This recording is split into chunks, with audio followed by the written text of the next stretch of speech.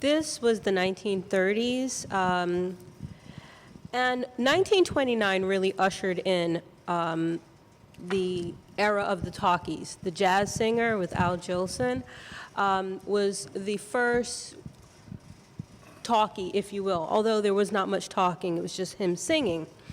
And then the early 30s, even in Hollywood, you didn't have very many scenes in multiple places. They kind of stayed in one place because the microphone was basically in one place. They were still experimenting with sound. So this is, in fact, kind of a carryover of the silent period, although history will say that 1929 is when sound was ushered in. But what is amazing about this film is that these are two people who are not trained filmmakers, and they are doing everything, all aspects of filmmaking, if you will. They're writing, they're directing, they're producing. Now, obviously, it's very didactic, and they have a reason why they're doing this, to put forward to put forward a moral vision of how behavior should take place. But it's exceptional. So, any thoughts you guys have? Any questions? You can feel free. Dylan, thank you. There he is, ladies and gentlemen. Dylan Keelahan, producer. I'm sorry if I'm squinting. No, thank you. Could you bring me my blue bag, because there's something in it that I want to show the audience. If you want to see it, I can pass it around. I just want you all to see how I'm impressed with it. Remember, this is from the Library of Congress, and this Hellbound Train, specifically out of all of the collection, was the most complicated, complex, and interesting. The history is Hellbound Train, which was produced by James and Eloyce Gist, I suppose it's pronounced. They were a husband and wife ministerial team. He worked on it first before she decided to. This was 1930. And the history is the film was fragmented in different pieces, scattered all over the place. It's the only film in this entire collection that was like that. So they had to put it together to make it one piece. So what you saw tonight was the putting together of this incredible. I think that's amazing for them to put it together, because it was everywhere. 1930. Yeah. Yes. And that work was done by Dr. Berry of Howard University. Yes. Yes. Okay. Yes. Right. Right. Unbeknownst to a lot of people, there were race films, race movies. There was a theater called the Rex, which is for colored people only. Unbeknownst to the population, a lot of these black films were produced by white Jewish producers. Yep. And they had the theaters that they were sympathetic to. They were not bigots, they were not racist. They said this was an artistic piece of work, and we have a theater, so why not show it? All that history is in here. I mean, it's amazing, and you, of course, being a scholar, you must find it very interesting. Absolutely. Yes. Go ahead. I mean, you can jump in anytime. Absolutely, because from this period, many people know, perhaps most famously, Oscar Micheaux. Yes. And there was also Spencer Williams, who did The Blood of Jesus. So there was an active black filmmaking, there were, I should say, active black filmmaking pioneers of this period. But this couple usually are not numbered in that pantheon, yes. But it's wonderful to see their work, their life's work, not just filmmaking work. This is what they were about as far as evangelism is concerned. and using film as a medium to get their messages across, essentially as a visual sermon, if you will. It's wonderful to see that all these years later, they are getting their recognition, their due recognition. Where you saw it, that was location. On the street, but what city? What, I don't know. I don't know what city it was. It's not etched in stone with certainty, but it has been speculated that it's D.C. because there are some. That's where the couple was from, first of all, and then there are some houses that people have said look like places in D.C. So location-wise. And I also heard that some of them, it reminds you of Baltimore and Philadelphia, if you look at some of those houses. And so it could have been, but they were from D.C. I mean, that's as much as we were able to document at this point. How did they find me? Little old me. Kino Lorber is the company that put out Ganja and Hess. And the producer, Brett Wood, contacted Alicia and said they had wanted a composer for disc 3, but they did not want a modern composer. They wanted an old school composer. And since they were familiar with my work on Ganja and Hess, they asked me, would I be interested in doing it? And I said yes. That's how they found me. I really, when I was I did a radio interview yesterday with WCRC, I think it is, Mercedes Kent show, AM 1700 Rockland station. And they asked me what was the creative process, how did I come up with the music and how does a composer compose music for film? You have to first of all believe in the characters that you're seeing. You have to feel the characters. You have to become the characters. In order for it to translate musically into my head as a musician. When I saw the film, and when you look at the church scene, you have to go to church on that one. But then it has to be 1930, so I couldn't play modern music. If you notice, there are no guitars, no drum, no bass, all piano. That's what the producers wanted, but that's also what the period called for. Not a modern sound piano. It's kind of like a honky-tonk type of piano sound, if you notice that. All of that was deliberate, because that's my job. That's what I'm supposed to do. I had to believe each one of those characters that I was watching. Because what happens is when you see characters on a film, to me, they are notes.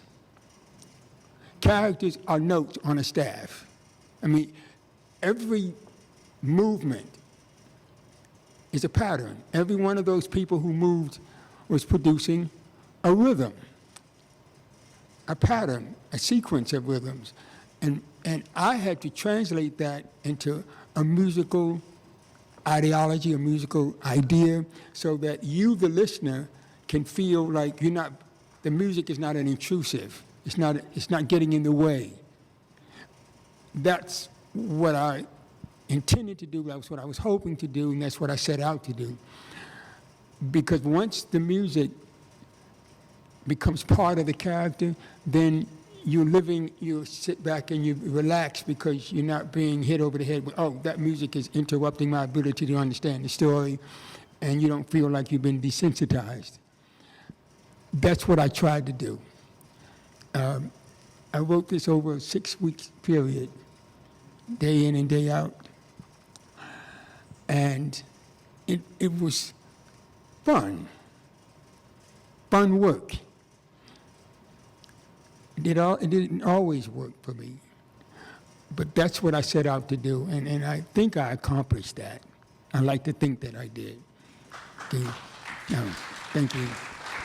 Yeah, In fact, they were shown in coffee houses, churches, schools, wherever wherever he could show those films, that's the way it was back in the 30s. There was not a theater that they could show this film in. From what I understand in reading the history, he just showed it. He went to different churches around town and played the film. And then they had a pianist or a piano player in the church to play some music to it. But that's all he had. James Gist. I think it's Gist. I'm not G-I-S-T.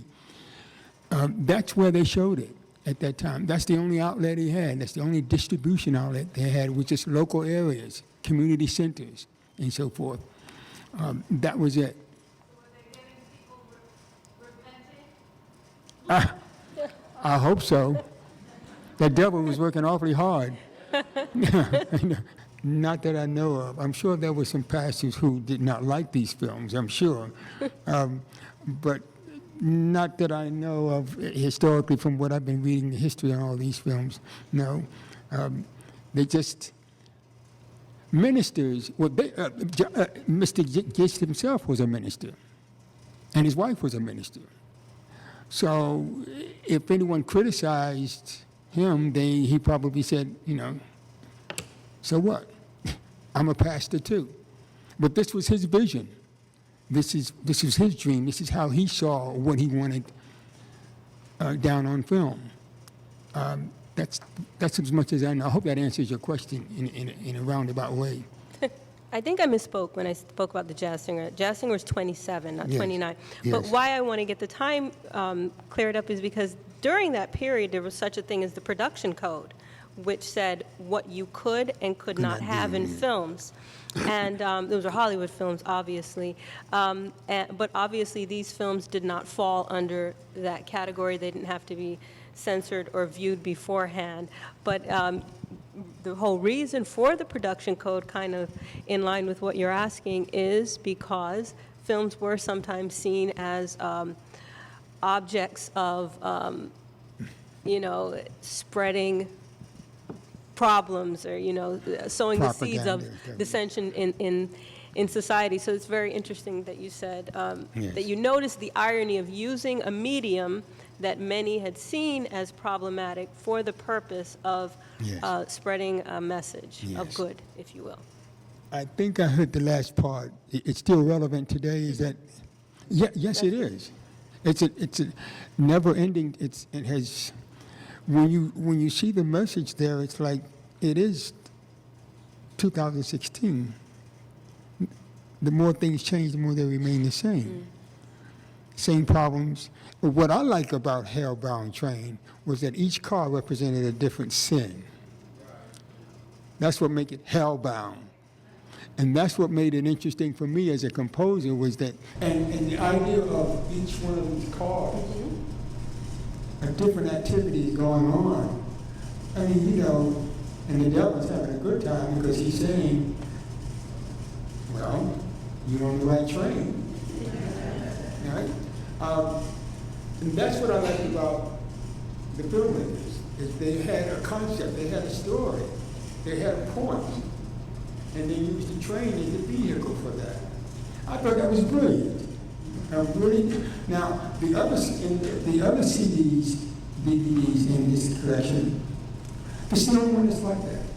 Hellbound Train and Verdict and Hellbound Train. The other stories, the other discs are more of a story, beginning, middle, and end. Love, hate, etc. But they don't go for the morality part. They don't go for the spiritual part. They're not bad at all. I'm just saying they're different.